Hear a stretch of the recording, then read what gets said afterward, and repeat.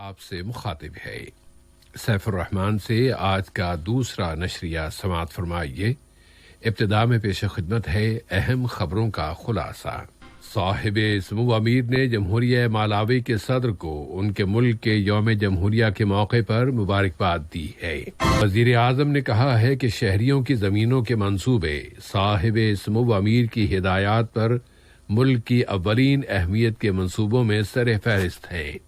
نائب وزیر اعظم و وزیر خارجہ نے عرب چین 9ویں فورم میں قطری وفد کی قیادت کی ہے۔ اور قطر ڈیولپمنٹ فنڈ کے سرمایہ سے صومالیہ نے وہاں کی وزارت منصوبہ بندی و سرمایہ کاری و اقتصادی ترقی کی عمارت کا افتتاح کر دیا ہے۔ سامعین، یہ تھا اہم خبروں کا خلاصہ، اور اب پیش خدمت ہے ریڈیو قطر سے آج کا دوسرا مفصل نشریہ۔ بسم اللہ الرحمن الرحیم۔ صاحب سمو امیر شیخ تمیم بن حمد آل ثانی نے جمہوریہ مالاوی کے صدر لازاروس شاکویرا کے نام ان کے ملک کے یوم جمہوریہ کے موقع پر مبارکباد کا برقی پیغام ارسال کیا ہے۔ نائب امیر شیخ عبداللہ بن حمد آل ثانی نے بھی جمہوریہ مالاوی کے صدر کے نام یوم جمہوریہ کی مناسبت سے مبارکباد کا برقی پیغام ارسال کیا ہے۔ اسی طرح وزیر اعظم و وزیر داخلہ شیخ خالد بن خلیفہ بن عبدالعزیز آل ثانی نے مالاوی کے صدر کے نام مبارکباد کا برقی پیغام روانہ کیا ہے۔ مجلس شورا کے اسپیکر جناب احمد بن عبداللہ بن زید آل محمود نے صاحب سمو امیر شیخ تمیم بن حمد آل ثانی کی جانب سے مجلس شورا کی مسلسل مدد اور اس کی ذمہ داریوں اور مہموں پر دی جانے والی بھرپور توجہ پر شکریہ کے گہرے جذبات کا اظہار کیا ہے۔ اسی طرح انہوں نے ملک کی موقر حکومت کی جانب سے مجلس شورا کے ساتھ بھرپور تعاون اور اس کی پذیرائی کو بھی نہایت قابل قدر بتایا ہے۔ وہ آج مجلس شورا کے معمول کے 48ویں سیشن کے ہفتہ اجلاس سے خطاب کر رہے تھے۔ سوشل ڈسٹینس کے نظام کے تحت منعقد ہونے والے اس اجلاس میں مجلس شورا کے اسپیکر نے اس مجلس کو اقوام متحدہ کے سیکرٹری جنرل کے انڈر سیکرٹری اور دہشت گردی کی روک تھام کے لیے اقوام متحدہ کے دفتر کے سربراہ کے ساتھ ہونے والی ملاقات اور بین الاقوامی پارلیمانی اتحاد کے 5 رکنی اجلاس کی تفصیلات سے آگاہ کیا۔ آج کے اجلاس میں مجلس شورا کے 48ویں سیشن کو کل منگل کے روز سے توڑ دینے سے متعلق 2020 کا فرمان نمبر 60 پڑھ کر سنایا گیا۔ نائب وزیر اعظم و وزیر خارجہ شیخ محمد بن عبد الرحمن آل ثانی نے آج ویڈیو کانفرنس ٹیکنالوجی کے ذریعے شروع ہونے والے عرب چین فورم کے 9ویں اجلاسوں میں قطری وفد کی قیادت کی ہے۔ قطر نے اس اجلاس میں کہا ہے کہ عرب چین تعاون کی بنیاد مشترکہ مفادات، طویل تاریخ اور بہت سے عالمی مسائل میں ایک دوسرے کے قریب تر نقطہ نظر ہیں۔ قطر نے کہا ہے کہ عرب دنیا اور چین کی خوشحالی اس امر کی طالب ہے کہ باہمی تعاون دگنا کر دیا جائے اور مختلف اداروں کی مدد اور مشترکہ منصوبوں میں اضافہ کر دیا جائے، جس سے ہماری اقوام کے مسائل کی خدمت ہوگی اور علاقائی اور عالمی سطح پر امن قائم ہوگا۔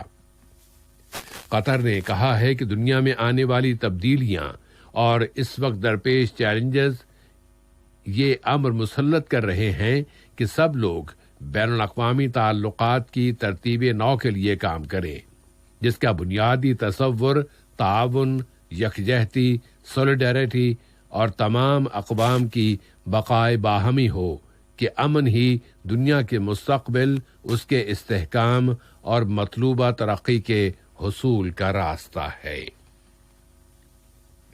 قطر ڈیولپمنٹ فنڈ کے سرمایہ سے صومالیہ کے دارالحکومت مقدیشو میں وزارت منصوبہ بندی اور سرمایہ کاری اور اقتصادی ترقی کی عمارت کا افتتاح کر دیا گیا ہے۔ وہاں کے صدر محمد عبداللہ فرماجو نے اس تقریب کی سرپرستی کی ہے۔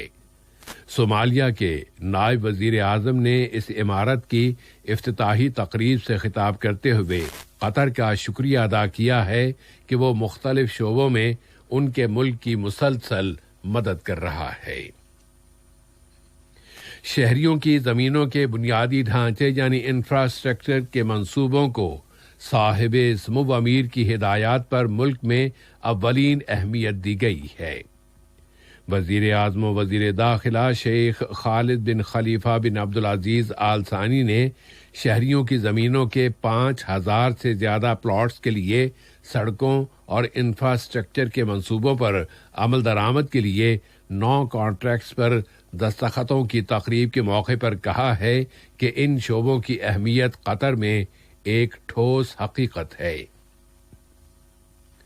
پبلک اور پرائیویٹ سیکٹرز کے درمیان شراکت اور پارٹنرشپ کو منظم کرنے کے لیے صاحب سمو امیر شیخ تمیم بن حمد آل ثانی کے فیصلے پر عمل درآمد کے سلسلے میں کل سرکاری اور نجی شعبوں میں شراکت کے فروغ سے متعلق یہاں ایک کانفرنس شروع ہو رہی ہے۔ اس کانفرنس کا مقصد یہ ہے کہ بزنس کے شعبوں کو اس قانون سے آگاہی اور اس کے اویئرنیس میں اضافہ کیا جائے۔ قطر چیمبر کے اول نائب صدر جناب محمد بن احمد بن طوار الکواری نے اس موقع پر قطر ریڈیو سے بات چیت کرتے ہوئے اس کانفرنس کی اہمیت کا ذکر کیا ہے۔ قطر کی جانب سے یہاں آنے والے مزدوروں اور لیبر کی بھرپور مدد اور حمایت کے حوالے سے قطر چیمبر نے وزارت ادارتی ترقی و محنت و سماجی امور کے تعاون سے ایک آن لائن پلیٹ فارم شروع کیا ہے جس کے ذریعے یہاں کی مقامی منڈی میں ماہر لیبر کی ری سائیکلنگ عمل میں لائی جا سکے گی۔ سن 2030 کے قطر نیشنل ویژن یعنی قومی تصور میں اولین اہمیت کے موضوعات کی بنیاد پر قطر مزدوروں کے حقوق کی حفاظت کے لیے اپنے قانونی سسٹم کو ماڈرنائز کر چکا ہے۔ خاص طور پر نووا کورونا وائرس کے حالات میں ان حقوق کی حفاظت کی جا رہی ہے۔ لیبر اور مزدوروں کے ساتھ انصاف کی راہ پر بے مثال اقدامات کے ضمن میں ہی یہ آن لائن پلیٹ فارم لایا جا رہا ہے تاکہ ماہر یعنی اسکلڈ لیبر کے حصول کے لیے مقامی منڈی کی ضرورتیں بھی پوری ہو سکے۔ اس منڈی کے منصوبوں پر کام جاری رکھا جا سکے اور نجی شعبے کی کمپنیوں کو ماہر اور اسکلڈ اور مطلوبہ لیبر میسر آ سکے۔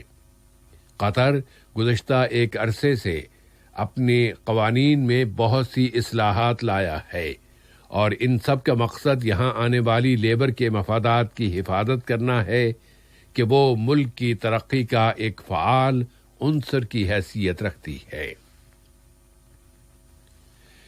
وزارت صحت عامہ نے اعلان کیا ہے کہ ملک میں کورونا وائرس کووڈ-19 کے 546 نئے کیسز رجسٹر ہوئے ہیں، جبکہ گزشتہ 24 گھنٹوں کے دوران 1614 مریض صحت یاب ہو گئے ہیں۔ اس طرح قطر میں اس بیماری سے شفا پانے والوں کی تعداد اب 93,898 ہو گئی ہے اور 5 مزید بیمار وفات پا گئے ہیں۔ کورونا کے بحران یا کرائسس کے ساتھ برتاؤ میں قطر کی زبردست کامیابی سب کے سامنے ہے کہ شفایاب ہونے والے مریضوں کی تعداد 94,000 کے قریب ہو گئی ہے اور متاثر ہونے والوں کی روزانہ کی تعداد میں مسلسل کمی آ رہی ہے۔ یہ تمام کامیابیاں اور اچیومنٹس یہ بتا رہی ہیں کہ اس وائرس پر قابو پانے کے لیے ملک کی حکمت عملی اور ہیلتھ اسٹریٹجی بالکل صحیح حکمت عملی ہے۔ قطر کو یہ کامیابیاں اچانک اور یوں ہی نہیں مل گئیں، بلکہ یہ ملک میں صحت کی انتظامیہ کی جانب سے سائنسی اور علمی اسلوب اور نہج کو اپنانے کا نتیجہ ہے۔ وزارت صحت نے اعلان کیا ہے کہ اس نے برادر ملک جمہوریہ ترکی میں قطری شہریوں کے لیے کووڈ-19 کے ٹیسٹوں کے لیے 4 سینٹرز کی منظوری دے دی ہے۔ اس کے ساتھ ہی قطر اس وبا پر قابو پانے کے لیے عالمی سطح پر کی جانے والی کوششوں میں بھی حصہ لے رہا ہے، جبکہ دنیا میں اس وقت تک 11.5 ملین باشندے اس وائرس سے متاثر ہو چکے ہیں اور 5,36,000 انسان موت کے منہ میں جا چکے ہیں، جبکہ صحت یاب ہونے والوں کی تعداد 6.5 ملین سے زیادہ ہے۔ عالمی سطح پر کووڈ-19 سے متاثر ہونے والے ملکوں میں اب بھارت نے روس کی جگہ لے لی ہے اور وہ دنیا میں سب سے زیادہ متاثر ہونے والے ملکوں میں تیسرے نمبر پر آ گیا ہے۔ جنوبی امریکہ میں اس بیماری کا ایک نیا گڑھ بن چکا ہے۔ بولیویا نے اعلان کر دیا ہے کہ اس کی وزیر صحت اب اس وائرس سے متاثر ہو گئی ہیں۔ دنیا میں اس وائرس کے پھیلنے کا دائرہ بڑا ہوتا جا رہا ہے اور اس کے ساتھ ہی دنیا اس بیماری کی روک تھام کے لیے ویکسین کی تیاری میں بھی جٹی ہوئی ہے۔ علاقے کے دوسرے اہم واقعات میں لیبیا میں ایک جنگی طیارے نے الوطیہ نامی اڈے پر حملہ کیا ہے، جس پر طرابلس کا رد عمل جاری ہے۔ لیبیا کی قومی وفاقی حکومت نے کہا ہے کہ وہ اس حملے کا ضرور جواب دے گی۔ اس نے مزید کہا ہے کہ اس اڈے پر کی جانے والی اس بمباری کا مطلب یہی ہے کہ حفتر ملک کی آئینی اور قانونی حکومت کے خلاف اپنی جارحیت کو جاری رکھے ہوئے ہے اور اس کے لیے اسے کچھ ملکوں کی مدد اور سرپرستی بھی حاصل ہے۔